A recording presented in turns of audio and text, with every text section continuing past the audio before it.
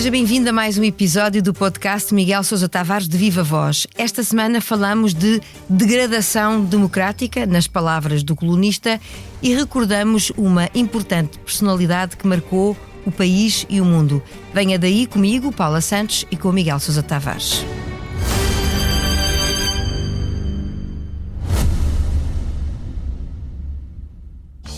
Caro ouvinte, daqui, posto emissor do movimento da música em Portugal. Eu sou Miguel Cadeiro, diretor do Blitz, e isto é um takeover. É isso mesmo. O podcast Posto Emissor tomou conta deste podcast que agora estava a ouvir. E temos um convite muito sério para lhe fazer. É para uma festa, diria mesmo uma grande festa. Vai ser no dia 12 de dezembro, na Mel Arena. E os bilhetes já estão à venda. O motivo desta celebração, 40 anos da Blitz. Isso mesmo, 40 anos da melhor música portuguesa, com concertos muito especiais dos Chutes e Pontapés, Capitão Fausto, Maro e Gisela João. O que vai poder ver, ouvir e sentir ao vivo é algo que promete ficar para a história, para a da Blitz e para a sua. Contamos consigo? Ora viva, Miguel. Olá, Paula. Se fosse vivo, Mário Soares faria esta semana 100 anos. O centenário serve de mote para um desfilar de memórias e para ler o mundo atual à luz dos princípios que orientaram o ex-presidente da República.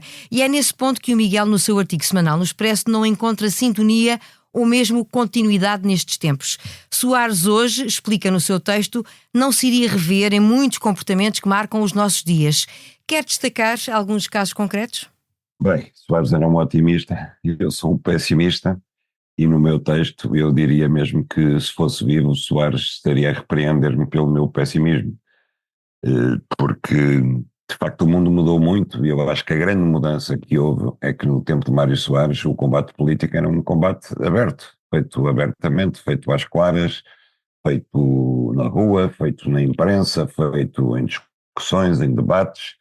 E hoje em dia grande parte do combate político está minado por aquilo que se passa nas redes sociais, e não é só o combate político, é a formação das opiniões públicas, a educação das pessoas, e para esse mundo Mário Soares não estaria talvez preparado, porque ninguém está preparado para ele.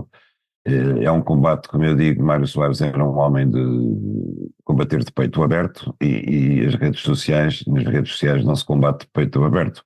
A regra é o anonimato, a regra é o insulto, a regra é a facada pelas costas, a regra é o rebanho a atacar, a alcateia, digamos melhor que o rebanho, a alcateia a atacar as ovelhas solitárias, e esse é um combate muito difícil de travar. Nós estamos todos a assistir à degradação não apenas das democracias, mas da própria vida cívica entre as pessoas, causada pelas redes sociais. Não é por acaso que a Austrália está a tentar proibir o acesso às redes sociais a menores de 16 anos, que não vai ser fácil de levar em prática, mas representa um grito de alerta total. Quer dizer, é um país que é uma democracia, um país enorme, quase um continente, e que chega à conclusão de que as redes sociais de facto são um veneno para a sociedade, e que, portanto, pelo menos é necessário evitar que os menores tenham acesso a elas, e que só possam aceder às redes sociais quando já tiveram alguma educação de base, alguma formação cívica, alguma cultura insuflada, e que não começam a sua vida diretamente pelas redes sociais, que são a negação de tudo isso. Mas isso não é de alguma forma tentar parar com as mãos um vento que é quase incontrolável? Talvez seja, Paula, mas se nada for feito, nós estamos a assistir àquilo que é o desfecho, quer dizer, o trumpismo, o Trump, a imersão das extremas-direitas, os movimentos inorgânicos, uma espécie de, já lá iremos a seguir, de anarcossindicalismo de extrema-direita que estamos a assistir em Portugal, por exemplo. Tudo isso vem das redes sociais, e portanto alguma coisa tem que ser feita para combater isso.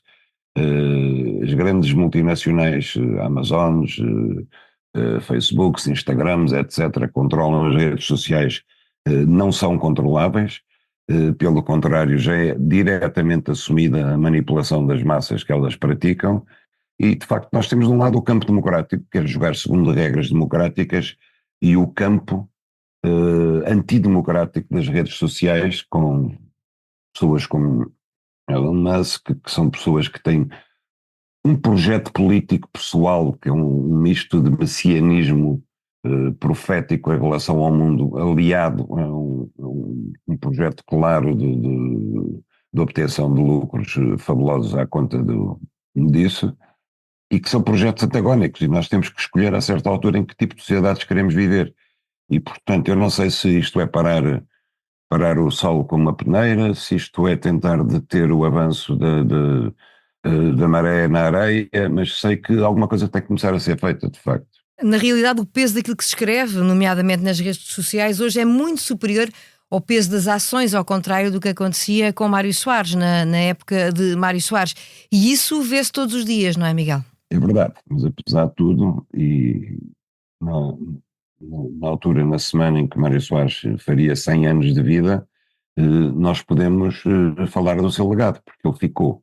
E ficou em coisas que de facto marcaram a vida política portuguesa, não só o combate à ditadura, e eu recordo que Soares viveu mais tempo em ditadura do que viveu em liberdade, como o seu combate depois do 25 de Abril, quer na descolonização, que é uma coisa que a direita o acusa, a direita transforma isso numa acusação, mas não foi.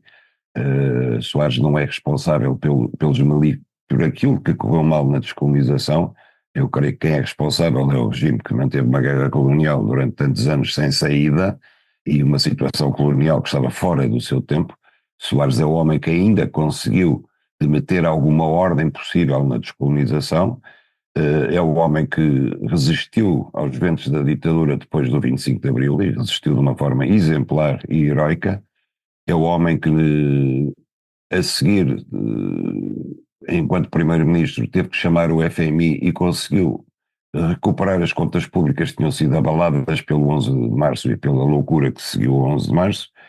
É o homem que nos pôs na Europa, é o homem que nos prestigiou no mundo inteiro, graças ao seu próprio prestígio, e foi o homem que depois, enquanto Presidente da República, também soube gerir as instituições de uma forma que eu considero que foi quase exemplar como Presidente da República, porque não teve nem uma postura majestática como Cavaco Silva, nem uma postura popularucha como Marcelo Rebelo de Sousa. E sobre esse legado de Soares, reflete esta semana o Miguel, até citando alguns exemplos mais recentes que considera que não se alcançaram da melhor forma, e dá, por exemplo, o caso concreto de algumas atitudes, como a ida de António Costa esta semana a Kiev.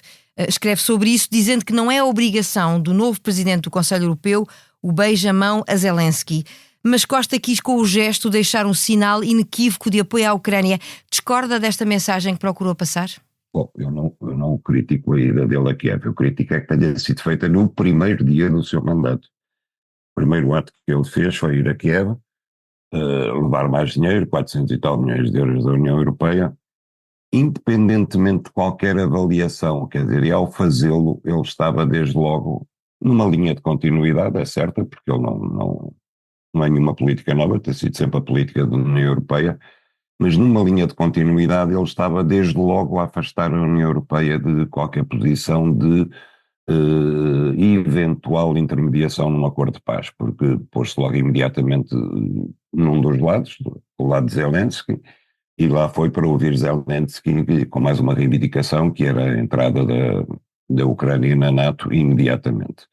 Se pensarmos que ele não fez nada de semelhante nem de parecido em relação ao conflito de Israel, no momento em que Israel acaba, por exemplo, de ser acusado pela Amnistia Internacional de genocídio, nota-se bem que Costa está disposto a alinhar com o que tem sido a política externa da União Europeia, que é desprezar por completo, assobiar para o lado em relação ao conflito de Israel em Gaza e alinhar completamente com a Ucrânia no conflito da Ucrânia. O Miguel também não concorda com o ex-primeiro-ministro português quando ele defende que se deve ouvir o que Donald Trump tem para dizer. Esse não é um princípio fundamental da gestão diplomática, Miguel? Claro que é, e eu não discordo propriamente. O que eu não concordo é com uma certa atitude já de capitulação perante Donald Trump. Ou seja, eu já aqui disse antes, e já o escrevi no Expresso, a Europa devia estar há muito tempo a preparar-se para a vitória de Donald Trump e para a sua chegada ao poder. Neste momento que essa vitória já se consumou e que sabemos que faltam poucos dias até ao 20 de janeiro, a Europa devia estar-se a preparar para resistir a Donald Trump E não é estar na atitude que António Costa preconizou, que é vamos esperar para ver o que é que ele tem para nos dizer, e só depois é que nós reagiremos. Eu acho que a Europa já devia estar a reagir, já devia estar a preparar medidas defensivas contra as medidas ofensivas que Trump vai tomar e eventualmente a preparar contramedidas para impedir Trump de uma guerra comercial completamente aberta e declarada contra a Europa. E, portanto, essa atitude, espera aí, ele pode ser que ele não seja tão mau assim connosco como anunciou, vamos esperar, vamos falar com ele, vamos deixar que o Tony Blair vá falar com ele, vamos deixar que o Boris Johnson vá falar com ele, vamos ver se ele se acalma e tudo. Eu acho que é uma medida, é uma atitude que à partida está condenada a fracasso e revela fraqueza e revela condescendência com quem já sabemos que vai ser um inimigo declarado. Para além dessa reflexão sobre as palavras de António Costa, neste mundo de hoje, que não é o de Mário Soares, não lhe faltam ainda críticas para quem apenas reivindica e litiga. A forma de agir de várias corporações, e o Miguel já fez aqui uma referência, merece-lhe este reparo.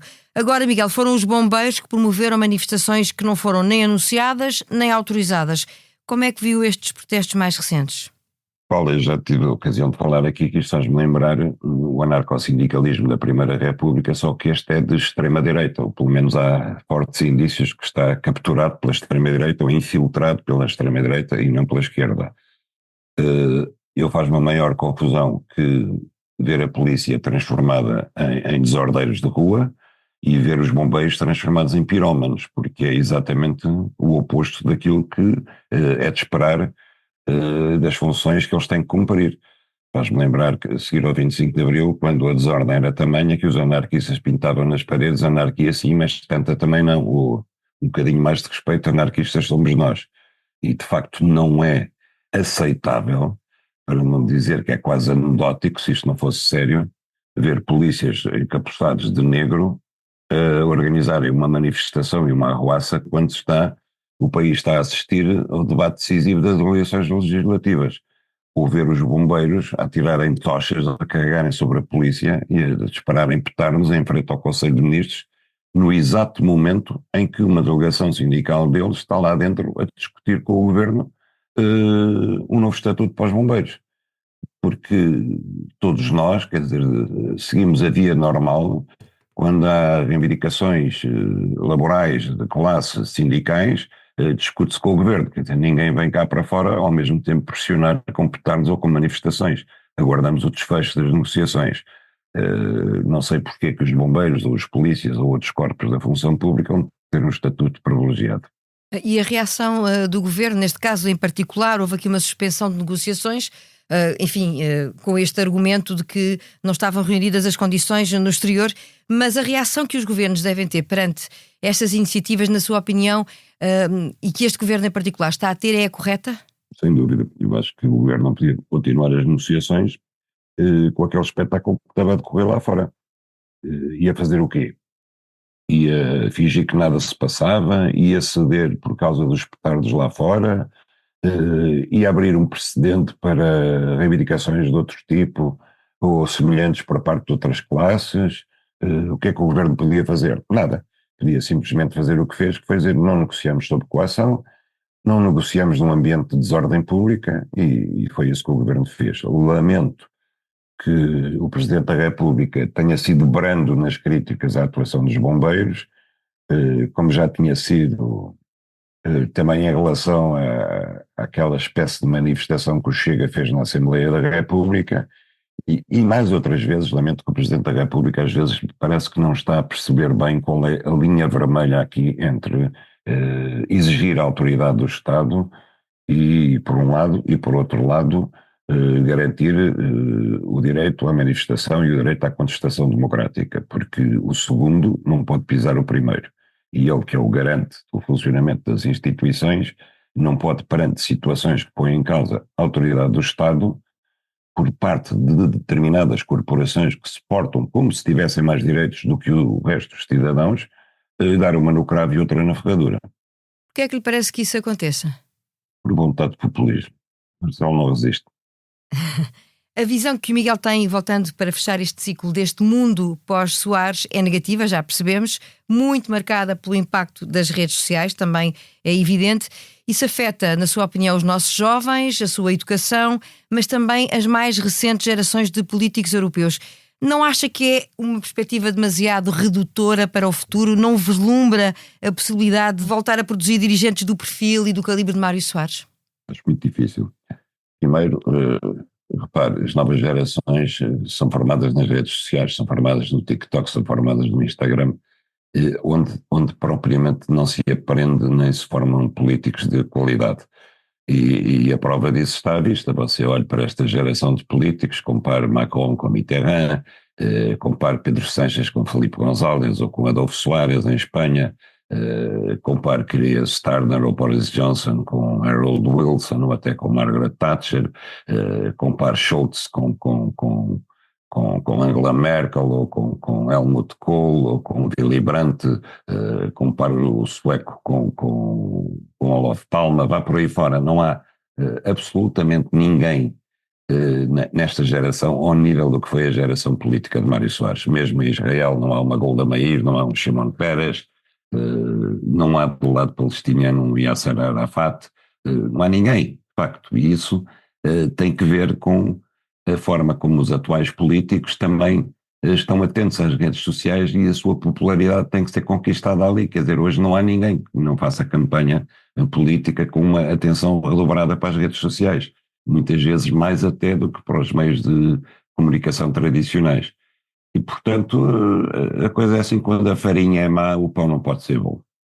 E já que é de dirigentes políticos internacionais que falamos, por aí seguimos com um caso muito particular e entramos no improviso. A França está mergulhada numa nova crise política e no epicentro está o presidente Emmanuel Macron, contestado à esquerda e à direita. Com o governo que acabou de sofrer uma moção de censura e sem eleições à vista, porque não é possível 3 meses depois das últimas, que futuro político está agora reservado em França? É uma grandíssima incógnita. Quando Barnier perdeu a moção de censura, ele disse uma coisa muito avisada no Parlamento. Ele disse: vocês podem derrubar o governo através da moção de censura, mas a moção de censura não tem a possibilidade de, por encantamento, fazer desaparecer os problemas que estão em cima da mesa. Pelo contrário, só os vão agravar. E os problemas é um déficit que vai ultrapassar os 6%. É uma dívida pública que vai ultrapassar os 112% do PIB e são taxas de juro a pagar por essa dívida que já estão ao nível das gregas. E, aliás, em França já se diz, nós não somos a Grécia por alguma razão, não é? E não são, de facto, não são a Grécia e por não serem a Grécia é que a França ainda não está de joelhos, ainda não foi obrigada a pôr-se de joelhos por Bruxelas como a Grécia foi. Só por isso, porque é a segunda economia europeia. Agora, esta crise é uma crise adivinhada há muito tempo, porque nós podemos dizer sobre a França aquilo que os franceses e os europeus diziam sobre nós quando rebentou a nossa crise em 2008. É que os franceses vivem desde há muito tempo acima das suas possibilidades. E a nossa compreendê-lo. Os franceses são o país europeu que tem reformas mais cedo, por exemplo. E só no ano passado, e à custa de grandes lutas contra a extrema-direita e a extrema-esquerda, é que Macron conseguiu impor 62. Ora, nós em Portugal vamos para os 66 e 8 meses, só para o ano que vem. Eles ainda estão nos 62, estavam nos 60 e nos 59, ano passado e há 2 anos. Por outro lado, toda a política agrícola comum, durante muitos anos, e ainda em grande parte, existiu para financiar um estilo de vida sumptuoso dos agricultores franceses, comparado com todos os outros agricultores. Os franceses, entretanto, estagnaram muito da sua economia. Os carros franceses e os eletrodomésticos franceses perderam terreno para a sua concorrência. O próprio queijo e o vinho francês passaram a ter concorrentes fortíssimos. E a França continua convencida de que é uma enorme potência e que tem direito a privilégios e a viver, de facto, acima das suas possibilidades, num mundo global onde a concorrência se tornou muito mais feroz. Paulo, eu dou-lhe só um exemplo que é extraordinário. Eu não sei se ainda persiste, mas até pelo menos há 5 anos atrás, os maquinistas franceses tinham um subsídio que era o subsídio do carvão. como o nome indica, o subsídio do carvão era uma coisa que foi inventada no tempo em que os comboios andavam a carvão e os maquinistas levavam com os fumos do carvão e tinham problemas de pulmões sérios e de vista, e então tinham um subsídio para compensar isso. Ora, os comboios a carvão desapareceram, eu creio que antes mesmo da Segunda Guerra Mundial, e o subsídio mantinha-se. E como este, muitos outros. Não sei se ele ainda se mantém, como disse, há 5 anos ainda existia. Mas os franceses continuam a reclamar privilégios que o país a sua economia já não consegue sustentar. E lembro-me também, há cerca de 5 anos, ver uma capa da revista L'Express sobre os reformados franceses e que o título era a geração mais privilegiada de toda a história da França, que eram os reformados franceses. Tinham uma vida fantástica, formavam-se cedíssimo, ganhavam mais do que ganhavam na vida ativa e passavam a sua vida a viajar, Portugal, nomeadamente, etc. E eles perguntavam, será que alguma outra geração de franceses terá uma vida assim tão feliz como esta dos atuais reformados franceses? Ora, foi contra isso que se fez a revolta dos coletes amarelos, é contra isso que agora Barnier tentou impor reformas para ver se o déficit francês para o ano caía de 6% para 5% e não conseguiu. Encontrou pela frente uma aliança entre a extrema-direita e a extrema-esquerda, como se aqui o Bloco de Esquerda se aliasse ao Chega, fazendo lembrar um bocadinho a derrota do PEC 4 de José Sócrates, quando a esquerda se aliou à direita, chumbou o governo e o que tivemos foi a chegada da Troika a seguir. E haverá alguém em França, algum político que não será naturalmente, pelo menos parece não ser, o presidente que consiga pôr ordem na casa? Eu creio que não, porque a tentativa de arranjar alguém ao centro que conseguisse capturar uma franja da direita e uma franja da esquerda para viabilizar o seu governo falhou com Barnier. Agora, aquilo que se fala é que Macron tentará, ele tem até ao fim de semana só para apresentar um novo primeiro-ministro, tentará apresentar um tecnocrata para formar governo, mas eu acho que isso ainda é uma saída mais precária do que foi a de Barnier, portanto, francamente não sei qual é a saída da França.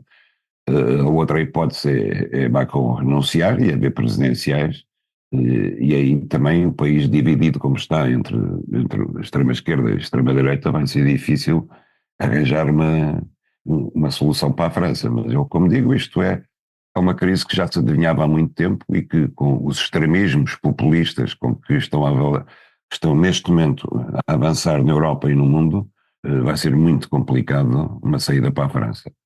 Encruzilhada francesa num retrato do nosso mundo 100 anos depois do nascimento de Mário Soares. A degradação democrática, por Miguel Sousa Tavares, o tema que marca mais uma edição do podcast. A sonorização esteve a cargo do João Martins. Para a semana, já sabe, regressamos com a leitura da atualidade.